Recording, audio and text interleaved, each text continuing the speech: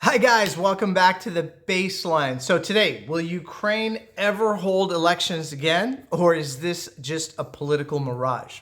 So what if I told you Ukraine's next election might not happen for years?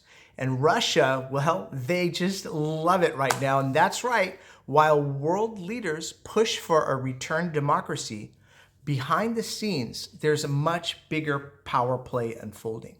And we're all going to break it down right now here on the baseline. So if you think this is just about elections, then think again.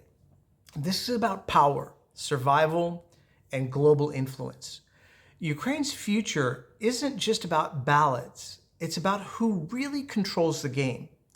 So should Ukraine hold elections right now, or is it too dangerous? We'll feature some of your best takes later in the episode. But all right, let's get into it right now. So buckle up because this one is kind of a roller coaster. So there are three barriers right now to Ukraine's elections. And people keep asking, when will Ukraine hold elections? But that could be the wrong question. The real question is, how can they? There are three massive barriers standing in the way right now. Number one, physical infrastructure. The physical infrastructure right now is in ruins. So picture this, you walk past Ukraine's Central Election Commission headquarters. It's dark, it's empty, essentially a ghost building. But why? Bombings, displacement, millions of Ukrainians have fled. So even if an election were scheduled, there aren't enough polling places, officials, or even ballots to make it happen. Number two, free press is hanging by a thread. You can't have fair elections without a strong independent media. But Ukraine's media landscape is on life support right now. Since the war started, the government merged major TV networks into one state-controlled broadcast. And while that helped national unity, it also shut down competition and independent journalism. If there's no free press, no investigative journalism, then what exactly happens? Voters don't get the actual truth. Reason number three, Russia is waiting to exploit any election. So let's be real, Russia doesn't want fair elections in Ukraine. If Ukraine holds elections tomorrow, Russia will do everything possible to manipulate the outcome. Fake candidates, maybe disinformation, cyber attacks. They've got the whole playbook already. They've used it before in the past. And let's not forget, millions of Ukrainians are still in Russian-occupied territories.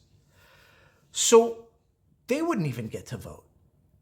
Now, I want to hear from you guys. Should Ukraine move forward with elections, even with these challenges, or should they wait? Drop your comments. I'd love to know what you guys think about this. So let's talk about the next dilemma in this whole debacle, right? The global power struggle over Ukraine's elections. This isn't just about Ukraine. This is about who calls the shots in global politics. Let's talk the three biggest power players in this election standoff. Number one, of course, the United States, pressuring Ukraine to hold elections to maintain the democracy narrative. Other big power player, Russia, happy to watch Ukraine struggle and eager to manipulate any election that happens. And number three, here's the European Union, caught in the middle, trying to keep Ukraine stable while avoiding all-out chaos. But here's the wild card. Donald Trump. His recent phone call with Putin changed everything. Trump and Putin talked partial ceasefires and energy deals, but there's one thing that really stood out. After the call, Trump floated the idea of the U.S. taking over Ukraine's power plants. So wait, what? Is that diplomacy or is it a business deal? So as far as sovereignty goes, and what it means for Ukraine, I wonder. So what do you guys think? I would love to hear. The next issue at hand is the corruption question. Is Ukraine ready for billions in aid? All right, let's go into another major roadblock, which is the corruption, of course. And here's the hard truth. Even before the war, Ukraine had a major corruption problem. And now, with billions of dollars pouring in for reconstruction, the stakes, they're even higher. So, fact, Ukraine's defense ministry has already been rocked by scandals over overpriced military contracts. Fact, some government officials have been caught stealing aid money.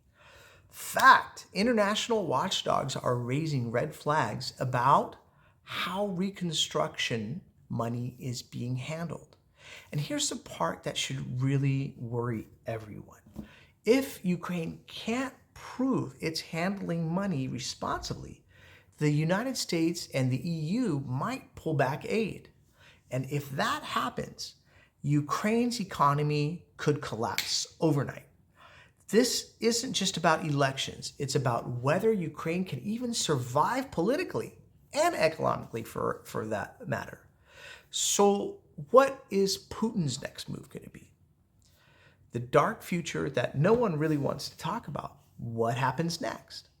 Well, if you're Vladimir Putin, you're probably sitting back, sipping tea, loving every second of this, because here's the scary part. Russia's next move might not be on the battlefield, but at the ballot box.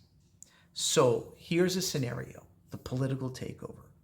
Strategy number one, right? Russia funds pro-Russian candidates in Ukraine, spreads massive disinformation online, uses cyber warfare to hack voting systems.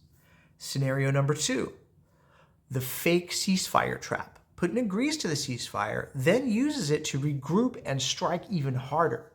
Meanwhile, Ukraine is stuck holding elections in a war zone.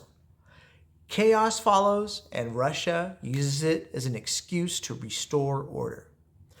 So, do you think Russia is setting up a bigger trap? Comment yes or no. Let me know what you guys think. Let's see, we've covered a lot here. So let's try to break it all down and summarize. Ukraine's elections aren't just delayed, they're in serious jeopardy. Global powers, the Russia, United States, and the EU are all playing their own game. Corruption and economic instability could make or break Ukraine's future. And Putin, he's watching, waiting, plotting his next move. So, over to you guys. Will Ukraine ever hold elections, or is this just a political illusion? Drop your thoughts in the comment section below. I really appreciate you guys joining me here on The Baseline, and I look forward to seeing you guys on the next round. All right, thank you so much.